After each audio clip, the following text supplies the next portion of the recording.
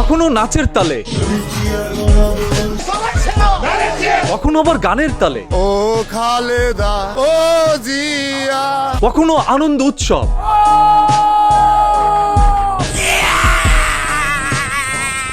কখনো আতঙ্ক, কখনো আবার ভয়, জামাতের কোন মহিলা যদি বাড়িতে যায় ঘাট ধরে তাকে বাইর করে দেবে। কখনো রাগ, কখনো মান অভিমান, কখনো হয়ে যায় বেঈমান, কখনো ভাষণের সময় নেতার শরীরে ঝিনের উপস্থিতি। আশা করি আজকে আমি বেশি কিছু বলার জন্য দাঁড়াই নাই, আমি দাঁড়িয়েছি দানুশিসকে কিভাবে রাঙ্গুনিয়াতে জয়যুক্ত করে কিভাবে সংসদে পাঠাতে হয় এটা চাই, কোনো গরিবী নাই। আজকে আন্দোলন সংগ্রাম টাইম নাই তো। আচ্ছা ঠিক আছে ভাই, টাইম যেহেতু নাই, ভিডিওটা শুরু করতে চাই। আসসালামু আলাইকুম ওয়া রাহমাতুল্লাহি ওয়া বারাকাতুহু, জান্নাতুল ফেরদাউস। এটা কি সইলো ভাই? 8 বছর পরে এই আনন্দ মার পেটে পুরো পাই নাই। মায়ের পেট থেকে পড়ো যত আনন্দ পাই নাই, বিএনপিতে পদ পেয়ে তার চেয়ে বেশি আনন্দিত হয়েছে। এই আনন্দ কিভাবে উপভোগ করব একমাত্র আল্লাহই জানে। আল্লাহ ভাই রাজনীতি করে না। ধানের শীষে ভোট দিলেই আপনারা পেয়ে যাবেন জান্নাতুল ফেরদৌস। ধানের শীষে ভোট দিলে আপনারা অবশ্যই জান্নাতুল ফেরদৌস আশা করতে পারেন। ধানের শীষে ভোট না দিয়ে যদি সেই এমপি কে ফাঁকি দেন, তাহলে সেটা আল্লাহকে ফাঁকি দেওয়া হবে। আমাকে যদি ফাঁকি দেন এটা ফাঁকি দিবেন আল্লাহকে, আর আল্লাহকে যদি ফাঁকি দেন এই গজব আপনাদের উপরে পড়বে। আপসীন দেশনেত্রী শেখ হাসিনার পুত্র নাকি আরাফাত রহমান কোকো। বহুদলীয় গণতন্ত্রের প্রবক্তা, বাংলার রাখাল রাজা শহীদ প্রেসিডেন্ট জিয়া রহমান এবং বাংলাদেশের আপসীন নেত্রী জননেত্রী শেখ হাসিনার ঘনিষ্ঠ পুত্র পয়াদ আরাফাত রহমান কোকো সিটি ফুটবল টুর্নামেন্টের এরাই নাকি আবার দলের আদর্শ ছড়িয়ে দিচ্ছে আপনার চার পিছে। আপনারা কেউ ভোট না করলাম না, ধানের শীষের হাত জিয়া রহমানের মার্কা। যারা ভোট না পেয়েও পাশ করে যাবে, তাদেরই আবার শত্রু হচ্ছে।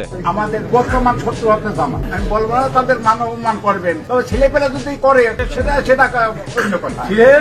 আপনি যদি চুপি সরে গিয়ে জামায়াত ইসলামকে ভোট দিয়ে বাড়িতে আসেন, এটা যদি বিএনপির ওই নেতা জানতে পারে, তাহলে বাড়িতে ঘুমাইতে পারবেন না। আমাদের চোখের সামনে দিয়ে ওই জামাত রাজাকারকে ভোট দিবেন আর আপনারা বাড়িতে শান্তিতে থাকবেন, ওই শান্তিতে কিন্তু আমি থাকতে দেব না। আওয়ামী লীগের ভাইরা জামাতে ভোট দেওয়ার আগে এই ভিডিওটা দেখে যান। যদি জামাত ক্ষমতায় যায়, শেখ হাসিনার তুলে তারা শপথ গ্রহণ করবে।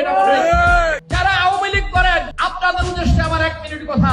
আওয়ামী লীগ বিগত সরকারের সময় সবচাইতে বেশি ক্ষতি করেছে জামাত ইসলামের। আজকে তারা আওয়ামী লীগের ভোটটি নেওয়ার জন্য আপনাদের কাছে কাছে বাড়িতে ধারে ধারে যাইতেছে। যেহেতু জামায়াত ইসলামকে ভোট দিলে আপনাদের বিপদ হবে, সেহেতু ভোটটা দিবেন কাকে? আওয়ামী লীগের ভাইরা বিনয় সহিত বলি, দয়া করে মায়া করে আপনাদের নিরাপদে রেখেছি। আমরা যদি ক্ষমতায় যেতে পারি, আমি যদি এমপি নির্বাচিত হতে পারি, আমার বিএনপি নেতা কর্মীরা যেভাবে নিরাপত্তার চাদরে থাকবে, আওয়ামী লীগের প্রত্যেকটা নেতা কর্মী সমর্থককে আমরা নিরাপত্তার চাদরে ঢেকে রাখতে চাই। যখন বিএনপি আপনাদের নিরাপত্তা দিতে চায়, তখন জামাত কেন পিছিয়ে থাকবে? নিরাপত্তার চাদরে আপনাদেরকে তারাও ভরে রাখবে। আমাদের দলে আপনারা আওয়ামী লীগ থেকে আসবেন, আপনাদের দায়িত্ব আমরা নেব, যে কোনো দায়িত্ব আমরা নিব ইনশাআল্লাহ। আপনারা আওয়ামী লীগ থেকে জামাতে জয়েন করেন, এখন শক্তিশালী জামাত। আপনাদের আইন আদালত কোর্ট কাছারি থানা আমরা দায়িত্ব নেব ইনশাআল্লাহ। জামায়াত ইসলাম এই কথা কেমনে বলে? ওই ইমাম সাহেব পাইলে ফেলাবেন, যে বেটা তুই ইমামি করবি, ইমামতি করবি, জামাতে ভোট চাওয়ার জন্য আসবে। যদি আমরা না পারেন পান্ডা হাত তো বাইন্দা পুলিশে দেবেন। ঠিক আছে ভাই, আপনি যেহেতু বলছেন এটাই করব।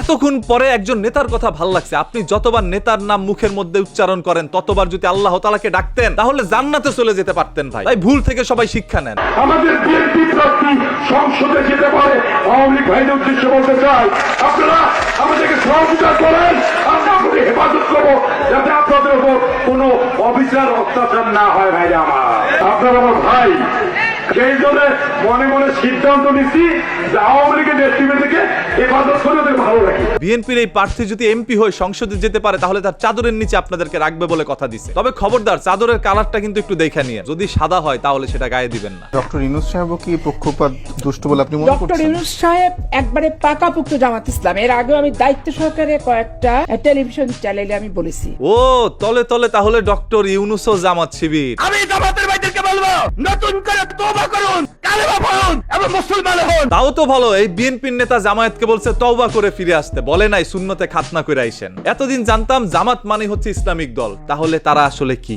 আমি কিন্তু হিন্দু না মুসলমান।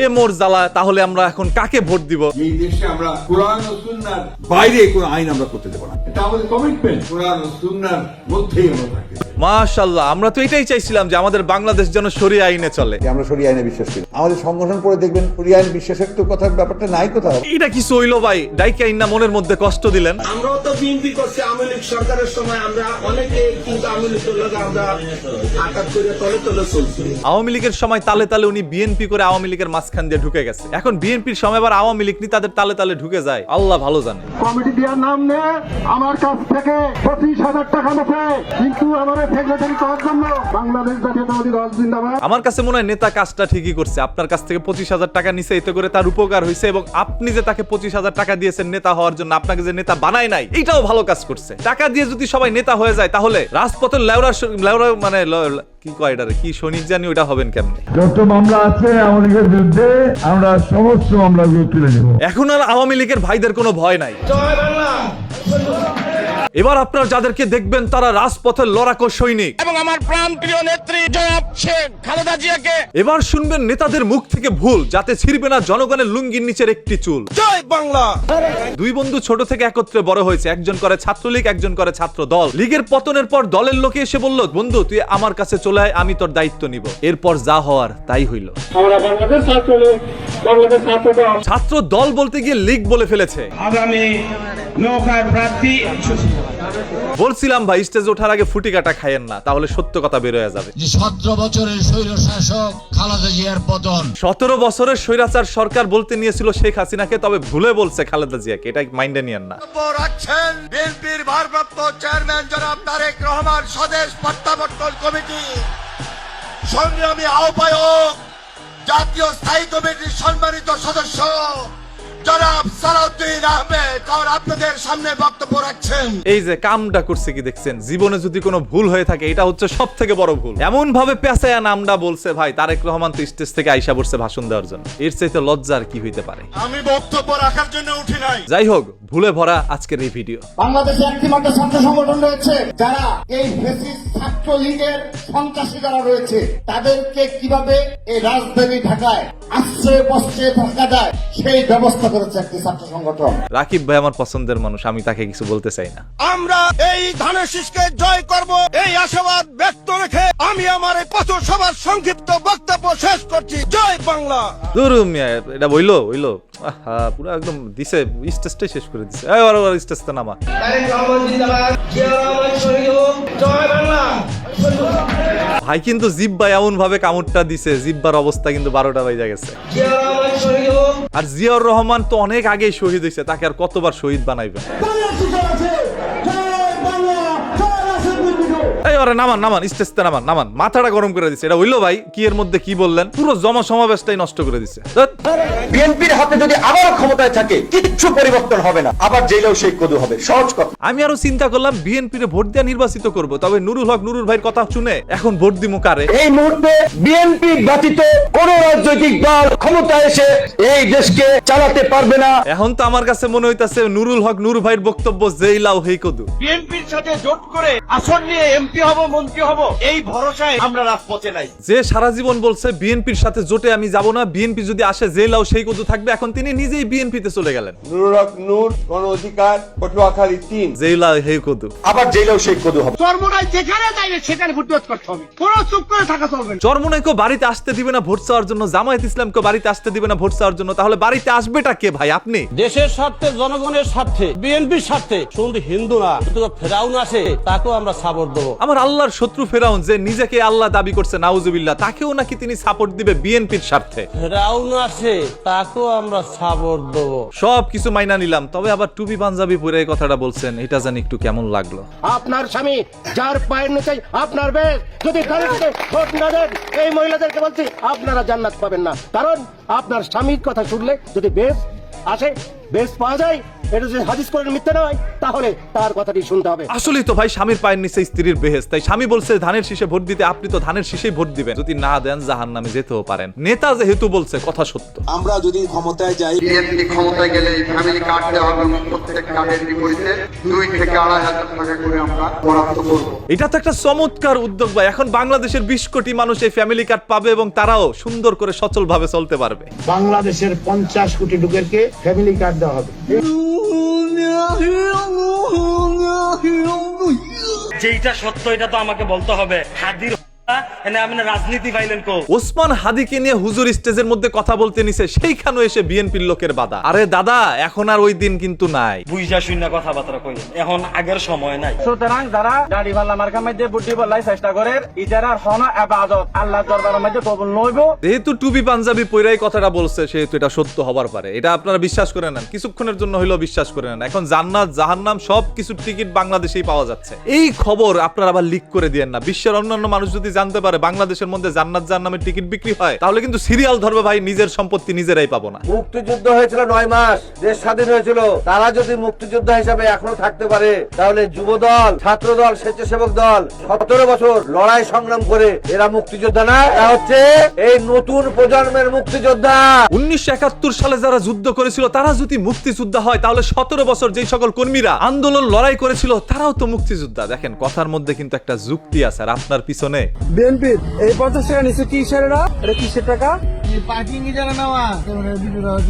দেখেন, আপনার অনেক দিনের একটা স্বপ্ন, আপনি একটা গাড়ি কিনবেন, কিনে রাস্তার মধ্যে ঘোরাঘুরি করবেন, সেই বাবদ সরকারকে আপনার ট্যাক্স দিতে হবে। সব আইন মেনে যখন গাড়িটা নিয়ে বউ বাচ্চা নিয়ে রাস্তার মধ্যে বেরোইছেন, তখন এসে হঠাৎ করে যদি কেউ ট্যাক্স চায়, সাদা চায় রাস্তার মধ্যে, তাহলে কেমন লাগে একবার কন্ত? তোমরা নেতার নাম কি? যে নেতার অধীনে নিতেছ? ক্যামেরা বন্ধ করেন, আমি সমস্যা নাই। যেই দলই আসে সেই দলই সাদা খায়। তবে এখন তো কোনো দল নাই, তাহলে সাদাটা খায় কে? তুই কি বিয়ে দিয়ে লোক? তুই চাকরি করে বিয়ে দিয়ে? না কো, তুই যে টাকাটা দিতে আইছস, তুই কি বিয়ে দিয়ে লোক? এরা যখন সামনে এসে এইভাবে টাকা চাইবে, ওদের পশ্চাৎ দেশটা লাল করে দিবেন। তুই কি বিয়ে দিয়ে লোক? বিআইডব্লিউ লোক কি না এটা দিবেছিস? তুই গাড়ি দিয়ে নাম ভিডিও চুদ। এই দেশে যদি রাস্তায় গাড়ি চালাইতে হলে চান্দা দিতে হয়, তাহলে গাড়ি কেনার পরে বিআরটিতে কেন আমরা গিয়ে ট্যাক্স দেই? ট্যাক্স তো চান্দা রাস্তায় দিতে পারতাম। আমি বক্তব্যের প্রথমেই স্মরণ করতে চাই বহুদলীয় নায়ক, প্রধান নায়ক, স্বাধীনতার ঘোষক জিয়া, বীর মুক্তিযোদ্ধা শহীদ প্রেসিডেন্ট জিয়াউর রহমান। আমি আরো স্মরণ করতে চাই। ভাই মাপ চাই, আপনারা স্মরণ করতে হবে না। আপনি অনেক স্মরণ করে ফেলছেন, আজকের মতো ক্ষমতা যান। এই দেশের নেতৃত্বাই সরেন, পাশা বুসা লয়া পড়ছে। সকল রাজনৈতিক দলেরাই বাংলায় ভাষণ দিয়েছে, এবার একটু শুনবো ইংরেজিতে ভাষণ। For country, for land, man, people. নেতা, আপনার কাছে আমরা মাপ চাই। আপনি আর ইংরেজিতে বললেন না, আপনি বাংলায় বলেন, আমরা বাংলায় শুনতেই রাজি। মানুষের জন্য এবং দেশের জন্য আমি কাজ করব। মোহাম্মদ বেলাল, আমি বেলাল হোসেন, আমি সভাপতি প্রার্থী, আমার বাড়ি ধরমপুর। দেখেন, হাজার হাজার মানুষের মাঝখান থেকে একজন নেতা হয়, আর সেই নেতা ওই হাজার মানুষের চাইতে বেশি অভিজ্ঞতা থাকতে হয়। এরা যদি হয় সমাজের নেতা, তাহলে শীতের দিনে খুঁজে পাবেন না খেতা। আমাদের ভোট, আমার ভোট আমি দেব। আমাদের ভোট, আমার ভোট, আমার হক, আমি ভোট দিতাম। তাই বলে কি আমি দানের শীষে দিয়ে ক্লান্ত হয়ে গেলাম, দিয়ে আসলাম? আমি বুঝছি ভাই, আপনার ভোট আপনি দিবেন, আপনার ভোট আপনি করবেন, যেটা করবেন। আপনার মনে হয় আইডি কার্ড নাই। আমি আপনার কথা শুনে বুঝছি আপনার এই দেশের নাগরিকত্ব কত মানে নাইগা, ওইটাই নাই, যেটা কইতে লইছি ওইটাই নাই। মানে এদের কথা শুনলে যা জানি তাও ভুলে যায়। দেখেন, এতক্ষণ পর্যন্ত যা শুনেছেন আপনারা মজা পেয়েছেন, তবে এই বিষয়টা একটু সিরিয়াসলি নিয়ে আগামী যে সংসদ নির্বাচনে আপনি যে নিরবের ভোট দিয়া যখন আমার নাম্বার লইয়া যান, পুলিশে ধরে নগরক ছেড়ে দিব, ওসি ধরে নগরক ছেড়ে দিব। যদি আমরা করবেন না, কিন্তু অন্য কাজ করেন তো, যদি কই নিলাম নগরক ছেড়ে দিব। একজন এলাকার মুরব্বী সে এসে বলতেছে যে তুমি এরকম বড় একটি অপরাধ করলো, আমি তোমাকে জেল থেকে ছুটায় নিয়ে আসবো যদি তুমি ভোট দিয়ে আমাকে নির্বাচিত করো। আর এই কথা শুনে ওই যুব সমাজ কি কাজ করতে পারে আপনি একবার চিন্তা করে দেখেন। সে তো এই সমাজের সব থেকে বড় অন্যায় কাজটি করবে, আর সেই অন্যায় কাজে প্রবাহিত করছে এই ধরনের কিছু নেতাকর্মীরা, যাদেরকে এই ভিডিওর মাধ্যমে আপনারা চিহ্নিত করুন। সেই যেই দলেরই কর্মী হয়ে থাকুক না কেন, সেই দল থেকে তাকে বহিষ্কার করে দিতে হবে এবং তাকে শাস্তির আওতায় আনা প্রয়োজন। এইগুলো কোনো নেতার কাজ হইতে পারে না। আর যদি কোনো বিএনপি নেতা ওই পূজা পাই দিয়ে বুটকা পরে ওই তালিম দিয়া চলি করে বেড়ায়, ওই নেতা কিন্তু বিএনপি নেতা থাকে। যদি কোনো বিএনপির বউ সুন্নতি লেবাস ধারণ করে বোরকা এবং হাতের মধ্যে মুজা পরে রাস্তার মধ্যে বের হয়, তাহলে সেই বিএনপির নেতাকে দল থেকে বহিষ্কার করতে হবে। ইনি এই কথাটাই বুঝাতে চেয়েছেন। এটা কি কখনো একজন মুসলমান মেনে নিবে ভাই? একজন বিএনপির নেতা, সেও তো 5 ওয়াক্ত নামাজ পড়ে, সেই নেতা চায় তার বউকে পর্দা করাতে, কারণ পর্দা করানো ফরজ, আর সেই ফরজ কাজে বাধা দিতে বলছে এই ব্যক্তিটিকে। তাকে ভোট দিয়ে আপনারা নির্বাচিত করবেন যে ফরজ কাজে বাধা দিতে বলছে?